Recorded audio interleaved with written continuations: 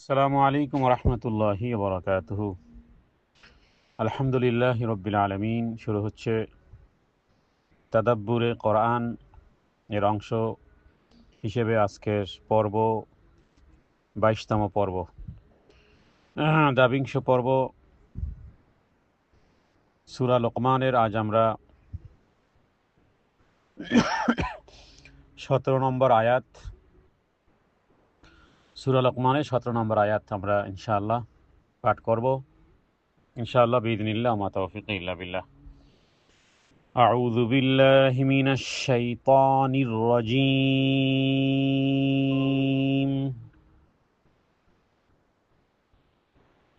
ইয়া বুনাইয়া আকিমিস সালাতা ওয়া'মুর বিল মা'রুফি ওয়ানহা আনিল মুনকার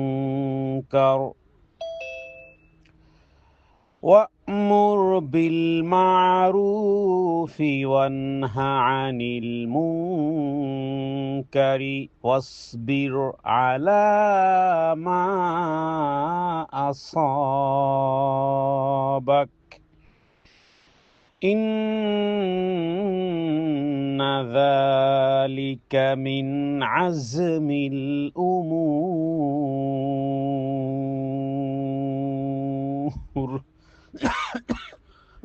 দুঃখিত। সূরা লোকমানের 17 নম্বর আয়াতে হযরতে লোকমান হাকিম তার সন্তানকে যে উপদেশ দিয়েছিলেন তার ধারাবাহিকতায় আজকের 17 নম্বর আয়াতে তিনি তার সন্তানকে ডেকে বলতেছেন ইয়া বুনাইয়া। তাহলে ইয়া এটা হলো হরফে নেদা, পার্টিকেল। বুনাইয়া হে আমার প্রিয় সন্তান, হে আমার ছেলে, হে আমার সন্তান। সম্বোধন অত্যন্ত স্নেহের বা নরম ভঙ্গিমার সম্বোধন। ইয়া বুনাইয়া, হে আমার প্রিয় সন্তান। আকিমিস সালাহ, আকিমিস সালাহ, সালাত প্রতিষ্ঠা করো, সালাত স্থাপন করো। কারণ সালাত না থাকলে মানুষের সাথে রবের সম্পর্ক ছিন্ন হয়ে যায়, মুসলিম নন মুসলিম হয়ে যায়। এবং সে কোন সালাত? সেটি হলো দৈনন্দিন 17 রাকাত সালাত, যেই কোনো মূল্যে, সফরে কিংবা ঘরে, কুলে কিংবা জলে, শূন্যে কিংবা স্থলে, যেথাই হোক না কেন, সুস্থ কিংবা অসুস্থ, যে অবস্থায় হোক না কেন, ইসলামের শরীয়তের একটি বিষয় যে কিছুই মানে না। অন্যান্য ধর্মকর্মের ক্ষেত্রে রিজন মানে, অসুস্থ হলে সিয়াম রাখা লাগে না, ঋণগ্রস্ত বা টাকা পয়সা না থাকলে যাকাত দেয়া লাগে না, গরিব হলে হজ প্রয়োজন হয় না। কিন্তু সালাত এমন এক ইসলামের বিধান, ধনী গরিব, নারী পুরুষ, সুস্থ অসুস্থ, মুকিম কিংবা মুসাফির কোনো অবস্থাই মানে না। অবস্থা পরিবর্তন হয় তবে সালাত আদায় করতেই হয়। সেই সালাত আদায় করিও, সালাত স্থাপন করিও, আকিমিস সালাত। এবং রাসূলুল্লাহ সাল্লাল্লাহু আলাইহি ওয়াসাল্লাম 7 বছর বয়স থেকেই সালাতের নির্দেশ করতে বলেছেন সন্তানদেরকে। বাচ্চার বয়স যখন 7 হয়ে যাবে, 5 টাইমস বাচ্চাকে সালাতের আদেশ করতে হবে, একেবারে 5 টাইমস। এবং তার মানে বোঝা যাচ্ছে 7 বছর থেকে বাচ্চা নিয়মিত সালাত আদায় করে, 5 ওয়াক্ত সালাত আদায় করবে। এমন নয় যে ফজরটা পড়বে না। ফজরের অভ্যাস, অন্যান্য ওয়াক্তগুলো যেমন পড়বে, ফজরের সালাতও তাকে পড়তে হবে। স্কুলে কলেজে যাওয়ার আগে তাকে আগে সালাত আদায় করতে হবে। আগে সালাত আদায় করো, ঘুম থেকে উঠে আগে সালাত আদায় করো। আকিমিস সালাতা ওয়া'মুর বিল মা'রুফি ওয়ানহা আনিল মুনকার। তাহলে এখানে মোটামুটি 4টি আদেশ আছে। তাহলে এই প্রত্যেক পিতামাতার উচিত তার সন্তানকে, পূর্বের নসিহত ছিল, বাকি এই আয়াতে 4টি নির্দেশ। এই 4টি নির্দেশ প্রত্যেক বাবা মা তার সন্তানকে করবে। আকিমিস সালাত, ঘুম থেকে জাগ্রত হও, সালাত আদায় করো। তোমার খেলাধুলা, তোমার প্রোগ্রামিং, তোমার শিক্ষা, কারিকুলাম ইত্যাদি সব একদিকে, সালাত আর একদিকে।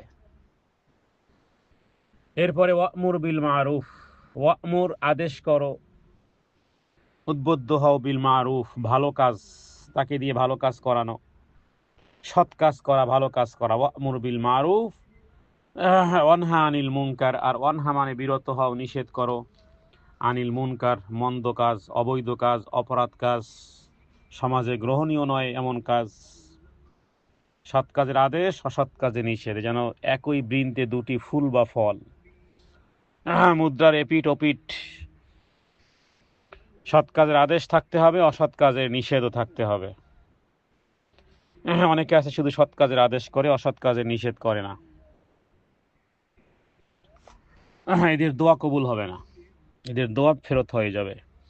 যারা শুধু সৎ কাজের আদেশ করে, অসৎ কাজের নিষেধ করে না, টুগেদার করতে হবে, সৎ কাজের আদেশ, অসৎ কাজের নিষেধ। রাসূলুল্লাহ সাল্লাল্লাহু আলাইহি ওয়াসাল্লাম মিশন তাই ছিল।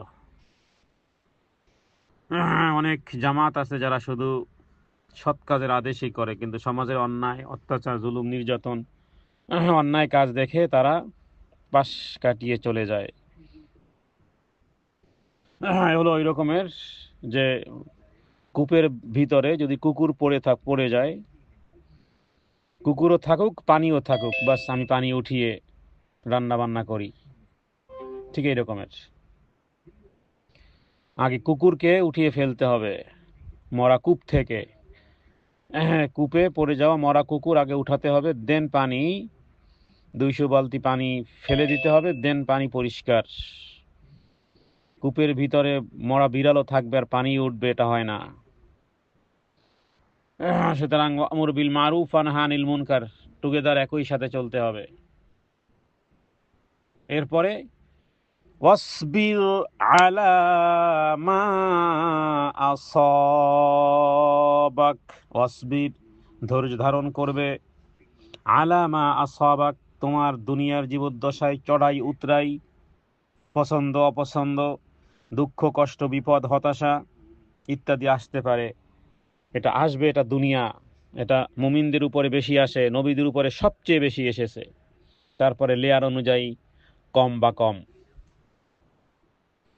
এখানে এটা দুনিয়া, এখানে আসবে, এখানে অসুস্থতা, এখানে হতাশা, এখানে পেরেশানি, এখানে দুঃখ, এখানে দুর্দশা ইত্যাদি আসবে। অসবির আলা মা আসাবাক তোমার উপরে যেই বিপদই নেমে আসুক না কেন, তোমার উপর যা কিছুই ঘটনা ঘটে যাক না কেন, যা কিছুই ঘটেছে, আলা মা আসাবাক যাহা কিছুই ঘটে গেছে তোমার উপরে, ধৈর্য ধারণকে অবধারিত করে নাও। ইন্না যালিকা মিন আজমিল উমুর, ইন্না নিশ্চয়ই, যালিকা এই সমস্ত কাজগুলো, মিন আজমিল উমুর অনেক বড় সংকল্পের মধ্যে একটা কাজ। মিন আজমিল উমুর, আজম মানে দৃঢ় সংকল্প, কঠোর সিদ্ধান্ত। মর্যাদা সম্পন্ন অবস্থা যদি রাখতে হয় এই উমুর, এই সমস্ত বিষয়ে তোমাকে একেবারে হৃদয়ঙ্গম করতে হবে, রিয়ালাইজ করতে হবে, একেবারে লিখে রাখতে হবে যে এই সিচুয়েশন যদি আসে আমাকে স্থির থাকতে হবে। আমার উপর যদি পাহাড় ভেঙেও মাথায় পড়ে আমাকে স্থির থাকতে হবে, আমাকে অধৈর্য হলে চলবে না। তার মানে বিপদ আপদে যা কিছু হোক না কেন, মিন আজমিল উমুর দৃঢ় সংকল্প, কঠিন কঠোর সিদ্ধান্ত নিয়ে, আজম মানে দৃঢ়তা থাকতে হবে, দৃঢ় থাকতে হবে। তাহলে অসবির আকিমিস সালাত থেকে শুরু হয়েছে প্রত্যেকটি আদেশ, সবগুলোই বলা যেতে পারে যে ইম্পারেটিভ, মানে সূক্ষ্ম অনুভূতি ভরা সম্বোধন, হে আমার প্রিয় বৎস। আর সর্বশেষ বলা হয়েছে খবরদার, মনে রেখো, ইন্না যালিকা মিন আজমিল উমুর, এগুলো সহজ বিষয় নয়, এগুলো এত কথার বলি নয়। বিপদ যখন আসে, লঞ্চে যখন তুফান শুরু হয়, মানুষ তো দোয়া ইউনুসই ভুলে যায়, দোয়া কালামই ভুলে যায়। তো এগুলো সহজ কোনো বিষয় নয়, এজন্য প্রয়োজন দৃঢ়তা, প্রয়োজন সাহস, আর লাগবে ধৈর্য। ইন্না যালিকা মিন আজমিল উমুর। হযরত লোকমান তিনি তার ছেলেকে যে 4টি আদেশ করেছেন: 1, সালাত কায়েম করো; 2, সৎ কাজের আদেশ, 3 অসৎ কাজ থেকে নিষেধ, 4 ধৈর্য ধারণ করা। এই 4টি জিনিস ব্যক্তি এবং সমাজের নৈতিক এবং আধ্যাত্মিক কল্যাণের মূল স্তম্ভ বলা যেতে পারে। কারণ এখানে মারুফ বলতে শুধু ইবাদত নয়, দৈনন্দিন সদাচরণ, ন্যায় বিচার, অন্যদের উপকার করা বোঝায়। আর মুনকার বলতে সমাজে যেটাই ক্ষতি করবে, ইন্না যালিকা মিন আজমিল উমুর, যেটাই হবে সিদ্ধান্ত ধৈর্যের ব্যাপারে ধৈর্য ধারণ করতে হবে। তাহলে এখানে আকিমিস সালাত মানে নিয়মিত সময় মেনে 5 ওয়াক্ত সালাত জীবনের বহুত গুরুত্বপূর্ণ একটি বিষয়। বাঁচো আর না বাঁচো, খাও আর না খাও, যেই সিচুয়েশনে চড়াই উতরাই, অনুকূল আর প্রতিকূল, যেই অবস্থায় হোক না কেন সালাত আদায় করতে হবে। আর এর সাথে সাথে সামাজিক দায়িত্ব বুঝায়।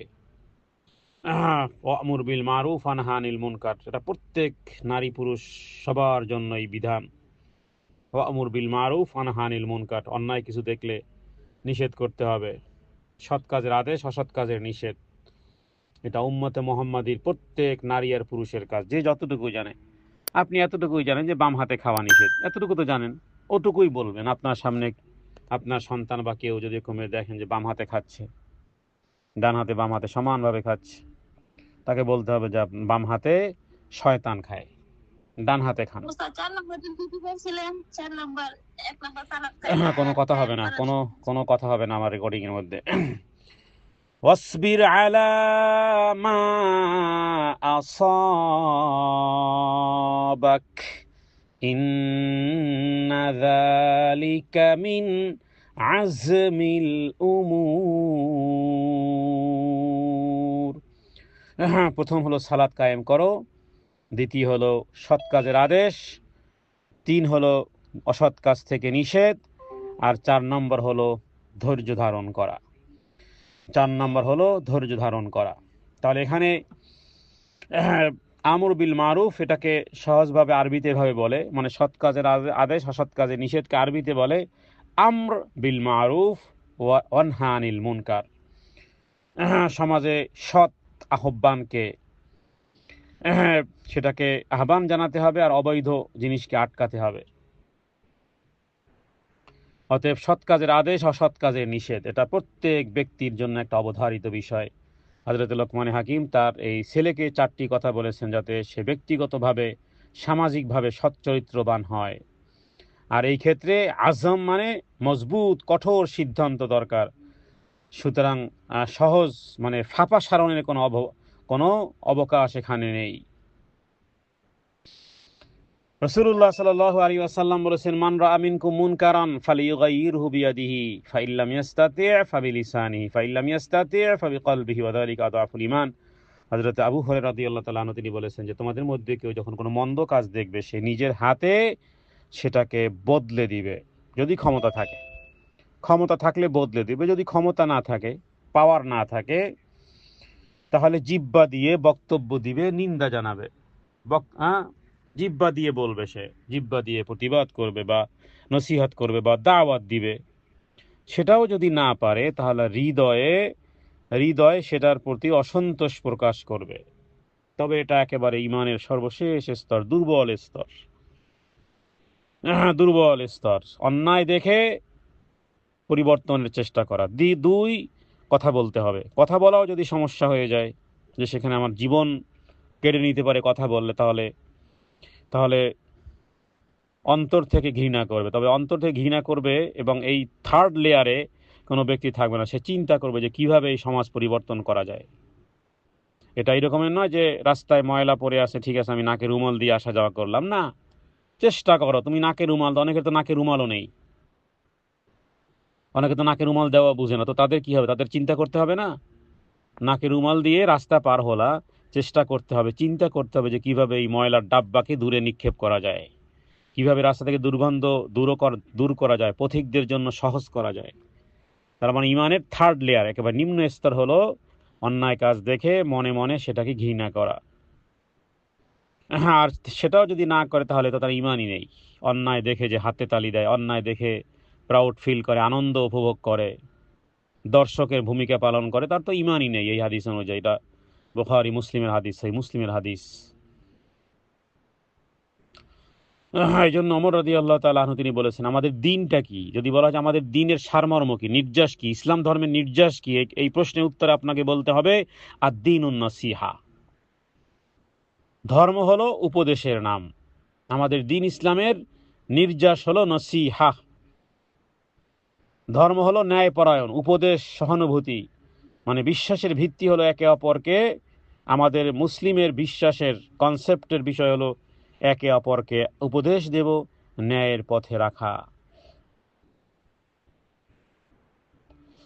তাহলে এক ব্যক্তি রাসূলুল্লাহ সাল্লাল্লাহু আলাইহি সাল্লামের কাছে এসে জিজ্ঞেস করেছিল, হে আল্লাহ রাসূল, আপনি বলেন তো ইসলাম কি? তখন নবীজি বলেন, ইসলাম হলো যে তুমি এই কথা সাক্ষ্য দিবে যে আল্লাহ তাআলা ব্যতীত সত্য কোনো মাবুদ নেই এবং মুহাম্মদ সাল্লাল্লাহু আলাইহি ওয়াসাল্লাম আল্লাহর বান্দা এবং রাসূল। এরপরে কি করবে? ওয়াতুকিমাস সালাহ, সালাত কায়েম করবে, সালাত পড়বে। সালাত নেই তাহলে ইসলাম নেই। ওয়াতুতাজ যাকাত ওয়া তাসুমু রমাদান ওয়া তাহজ্জুল বাইতা ইন ইসতাতা'তা, বাকি অন্যান্য কথা বলা হয়েছে। তাহলে এখানে মুমিনের অবস্থা রাসূলুল্লাহ সাল্লাল্লাহু আলাইহি ওয়াসাল্লাম বলেছেন যে তাদের জীবনটা বড় অদ্ভুত। আজাবান লি আমরিল মুমিনিন, মুমিনের অবস্থা বড় অদ্ভুত। সব ব্যাপারেই কল্যাণ আছে। আনন্দে কৃতজ্ঞ হয়, বিপদে ধৈর্য ধারণ করে, বিপদটাও তার জন্য কল্যাণ হয়ে যায়। লোকমান হাকিম সে কথাই বলেছেন, অসবির আলা মা আসাবাক। বিপদ এসেছে, ধৈর্য ধারণ করতেছেন, তাসবিহ পড়তেছেন, তাহলিল পড়তেছেন, রবের কাছে বলতেছেন বিপদের কথা, দুহাত তুলে প্রসারিত করে রবের কাছে চাচ্ছেন। আপনার বিপদ আর বিপদ নয়, ওটা গোল্ডেন টাইম হয়ে গেছে। ওটা আপনার বাংলায় বলে না সোনায় সোহাগা, ওটা আপনার ডায়মন্ড হয়ে গেছে। বিপদটা আপনার জন্য ডায়মন্ড, কারণ আপনি বিপদে রবের দিকে প্রত্যাবর্তন করেছেন, ধৈর্য ধারণ করেছেন। তাহলে আমরা বলবো যে এই আয়াত থেকে মর্মস্পর্শী নসিহত হলো, করণীয় বর্জনীয় হলো, যেটা আমাদের হৃদয় টাচ করা প্রয়োজন, সেটি হলো যে পৃথিবীর সমস্ত মানুষের জন্য এই লোকমান হাকিমের এই কণ্ঠ আল্লাহ তাআলা কোরআনুল কারীমের আয়াত বানিয়ে গোটা বিশ্বের কিয়ামতের আগ মুহূর্ত পর্যন্ত, ইসরাফিলের সিংগায় ফুৎকা দেওয়ার আগ পর্যন্ত প্রত্যেকটি নারী আর পুরুষ, প্রত্যেকটি কোরআন তেলাওয়াতকারী আর কারিনী, প্রত্যেকের জন্য এই নসিহত সূরা লোকমানের মধ্যে তিনি তার সন্তানকে করেছেন। এটা কোনো কথা নয়, এটা একটা জীবনের ডাক। এটা হলো জীবনের ডাক, আপনার জীবনের ডাক। আমরা সবাই মানব সন্তান, আমরা সবাই পরিবারভুক্ত। এই বিষয়টি সকলের সাথে শেয়ার করে রাখা, যে সালাত আছে তো রবের সাথে কানেক্টেড আছে, এটা ইউনিফর্ম, মুসলমানিত্বের ইউনিফর্ম। সুতরাং সালাত আদায় করার পরে ভালো কাজের তাগাদা দাও, মন্দ কাজ দেখলে বিরত রাখো। আর বিপদ আপদ আসবে, সেক্ষেত্রে বিপদ আপদে ধৈর্য ধারণ করা। সত্যিকারের সফলতা ধৈর্য ধারণের মধ্যেই লুকিয়ে আল্লাহ লুকিয়ে রাখেন। সুতরাং ধৈর্য ধারণ করা। তাহলে আমরা বুঝলাম যে প্রত্যেক দিন 5 ওয়াক্ত সালাত যেই কোনো মূল্যে আমাদেরকে আদায় করতেই হবে। 2, ভালো কাজের আদেশ সেটা সুন্দরভাবে উপস্থাপন করা। আর মন্দ কাজ থামানোর কৌশলও শিখতে হবে। সরাসরি তাগাদা না দিলে হয়তো বা রাগ বাড়তে পারে, রেগে যেতে পারে। সেই ক্ষেত্রে হিকমা মানে শান্ত পদ্ধতি, প্রজ্ঞা ব্যবহার করে ভালোবাসা দিয়ে বিভিন্নভাবে মন্দ কাজ থেকে বিরত রাখতে হবে। আরেকটি হলো সবর। কঠিন মুহূর্তে বলা যেতে পারে যে দীর্ঘ শ্বাস নিও না। মানুষ বিপদে পড়লে কি করে? লম্বা শ্বাস নেয়। হতাশা। লম্বা শ্বাস নেওয়া মানে কি? এটাকে হতাশা বলা হয়। গ্রামগঞ্জে আগে মানুষ যখন বসে বসে এরকমের তখন মুরব্বীরা বলতো, এই কি হয়েছে তোর কেউ মারা গেছে? এরকমের মানে বলতো। তার মানে লম্বা লম্বা শ্বাস নেয় না, লম্বা শ্বাস নেওয়া যাবে না। এটা শ্বাসের ব্যায়াম নয়। কঠিন মুহূর্তে বিপদে ছোট ছোট শ্বাসই নাও। কষ্টগুলোকে রবের স্মরণের মধ্যে চোখের পানির মাধ্যমে বের করে দাও। লম্বা দীর্ঘ শ্বাস নিয়ে লাভ নেই। দীর্ঘ লম্বা শ্বাস মানে হতাশা। দীর্ঘ লম্বা শ্বাস নেওয়া মানেই হলো তুমি ভটকে আসো, শয়তান তোমাকে বিভ্রান্ত করে ফেলতে পারে, তুমি নৈরাশ। ইসলাম নামক ডিকশনারিতে নৈরাশ্য কিছু নেই। আমাদের ইসলাম ধর্মে নৈরাশ্যতা নেই, আমাদের ডিকশনারিতে নৈরাশ্যতা নেই। নৈরাশ্যতা কাফেরদের ডিকশনারিতে আছে, তাদের লোগাতে। আমাদের ডিকশনারিতে নৈরাশ্য বলতে কিছুই নেই। আইয়ুব আলাইহিস সালামের সামনে সব ধ্বংস হয়ে গেছে, ঘর বাড়ি, হ্যাঁ, টাকা পয়সা, ধন সম্পত্তি, অর্থ বিভব, সন্তান সন্ততি সব চলে গেছে। তবুও তিনি নৈরাশ্যতা আনেননি, কারণ নৈরাশ্যতা হলো লা ইয়াইয়াসু মির রাউহিল্লাহ, সমস্ত নবীদের উপর। এক নবী কাঁদতে কাঁদতে চোখ অন্ধ হয়ে গেছে, কলিজার টুকরো সন্তানগুলো সব সব কাছের থেকে দূরে সরে গেছে। হ্যাঁ, কারো ব্যাপারে হযরত ইউসুফ আলাইহিস সালাম বাবার কথা উল্লেখ করতেছি। এই জন্য কঠিন মুহূর্তে লম্বা লম্বা শ্বাস নেওয়া যাবে না, ছোট্ট ছোট্ট শ্বাস নিয়েই আল্লাহ স্মরণ করতে হবে, ধৈর্য অনুশীলন করতে হবে। এর বিপরীত সালাত কখনো পরিত্যাগ করা যাবে না, তখন ঈমান শেষ। সালাত পরিত্যাগকারীদের কোনো দোয়া, কোনো প্রার্থনা আল্লাহ কবুল করবেন না। এরপরে দ্বিতীয়, সৎ কাজের আদেশ। এর মধ্যে অহংকার করে কাউকে দিন ধর্মে কথাও বলা যাবে না। আচরণে এক ধরনের অহংকার করে মানুষকে আপনি বিশুদ্ধ কথা বলবেন, বিশুদ্ধ কথার বিশুদ্ধ থাকবে না। সহিহ হাদিসের কথা বলবেন, বিশুদ্ধ কোরআনের কথা আপনি বলবেন, কিন্তু আপনার উপস্থাপন সহি নয়। হাদিস তো বিশুদ্ধ সহি আছে, কোরআন তো সহির উপরে সহি, কিন্তু আপনার কথার আচরণ, আপনার ভাবভঙ্গি, আপনার উপস্থাপন, আপনার শব্দ প্রয়োগ সহি নয়। বিদায় তিনি আপনার সহি কথাটাও সহিভাবে উপস্থাপন না হওয়ার কারণে সে রিজেক্ট করেছে, সে গ্রহণ করে নাই। এরপরে দ্বিতীয় হলো যে অনহা আনিল মুনকার, অন্যায় কাজ থেকে দূরত রাখা। কাউকে পিটিয়ে মেরে গালিগালাজ করে এরপরে ইত্যাদি করে অন্যায় কাজ থেকে দূরে রাখা যায় না, এটা আপনার দায়িত্ব নয়। এমনকি নিজের সন্তানকেও নয়, গালিগালাজ করে একেবারে সকাল থেকে সন্ধ্যা পর্যন্ত গালিগালাজ করতেছেন সন্তানকে, যা খুশি তাই গালি দিচ্ছেন, ওর বাবাকেও গালি দিচ্ছেন, ও 14 গোষ্ঠী গালি দিচ্ছেন। কেন? সে অন্যায় কাজ থেকে বিরত হয় না। এইটা এটা এটা ধর্ম নয়। এইভাবে কাজ করতে কাউকে আপনাকে বলে না। চুপ থাকেন কিছু না জানলে। আপনার আপনার জিহ্বাকে মুখকে সেলাই করে রাখেন। আপনাকে এইভাবে কেউ কাজ করতে বলে না। কোরআন এইভাবে বলে নাই। কোরআন বলেছে সুন্দরভাবে পারলে বলো, বাত কাহো তো আচ্ছি বাত কাহো, আর না খামুশ রহো। কথা বলো তো সুন্দরভাবে বলো, তা না হলে চুপ থাকো, বি কোয়াইট থাকো। উদউ ইলা সাবিলি রাব্বিকা বিল হিকমাতি ওয়াল মাউইযাতিল হাসানা। ভালো কথা বললে ভালো কথা পাবো, উত্তম ভাবে বলো। দাওয়াত দিতে হবে উত্তম ভাবে, নিষেধ করতে হবে উত্তম ভাবে। কোথাও কোথাও কঠোরতা, সেটাও একটা লিমিটেশন থাকবে। এই সমস্ত বিষয়গুলো লোকমান হাকিম তিনি বলেছেন, এমন গুরুত্বপূর্ণ বিষয়গুলো, সুবহানাল্লাহ। আর যদি কিছু না পারেন তাহলে রবের কাছে দোয়া করেন এভাবে করে, আল্লাহুম্মা জাআলনি, হে আল্লাহ আমাকে এমন মানুষের অন্তর্ভুক্ত করে দেন যারা 5 ওয়াক্ত সালাত আদায় করে এবং তাতে স্থির থাকে, আর আমাকে এমন বান্দা বানিয়ে দেন যারা সৎ কাজের আদেশ করে এবং অসৎ কাজের নিষেধ করে। নবীওয়ালা কাজ, নবীওয়ালা চরিত্র এটা, এবং বিপদ আপদে ধৈর্য ধারণ করে। হে প্রভু, আমাকে ধৈর্য ধারণ করতে সাহায্য করেন। যখন কষ্ট এসে আমাকে ধাক্কা দিবে তখন আমাকে দৃঢ় রাখেন। আমাকে এমন শক্তি দেন যাতে আমি সমস্ত ওই কাজগুলো স্থিরভাবে পালন করতে পারি, এবং যেভাবে করে আপনি আদেশ করেছেন, সৎ কাজের আদেশ, অসৎ কাজের নিষেধ এবং বিপদে ধৈর্য ধারণ, আমি যেন তাই করতে পারি। সুতরাং এই আদেশ আর নিষেধ, এই 4টি কাজ প্রত্যেক বাবা মা তার সন্তানদের করবে, একেবারে 7 বৎসর থেকে শুরু করে মৃত্যুর আগ মুহূর্ত পর্যন্ত। তবে 7, 8, 9, 10 করার পরে ওই সন্তানকে আর বলতে হবে না। এটা পরীক্ষিত আমল। আপনার সন্তানকে যদি 5 থেকে শুরু করেন, 5, 6, 7 থেকে একেবারে কঠোর, খানার টেবিল থেকে উঠিয়ে দিতে হবে, যাও সালাত আদায় করে আসো, তারপরে খাবার খাও। তাহলে 7, 8, 9, 10, 4 বৎসর একেবারে কমপ্লিটলি একটা কোর্স তাকে করাতে হবে। জীবনেও তাকে আর সালাতের কথা বলতে হবে না। তাহলে ধীরে ধীরে বৈজ্ঞানিক ব্যাখ্যায় বলে নিউরাল পাথওয়ে তৈরি হয়। নিউরোপ্লাস্টিসিটি বারবার করলে মস্তিষ্কে ওটা ধরে যায়, এরপরে তার ওই কাজ না করলে ভালোই লাগবে না। তাহলে সালাত আমরা শিখাবো, ভালো কাজ করা। ভালো কাজের মধ্যে অনেক ভালো কাজই হতে পারে। একটা গাছ লাগানো সন্তানকে শিখানো যেতে পারে, একটা গাছ লাগাও, এটা একটা ভালো কাজ। গাছে পানি দাও, ভালো কাজ। গাছেরও প্রাণ আছে, গাছেরও বৃদ্ধি হয়, তো দৈনন্দিন সন্তানকে দিয়ে গাছে পানি দেওয়ান, এটাও ভালো কাজ।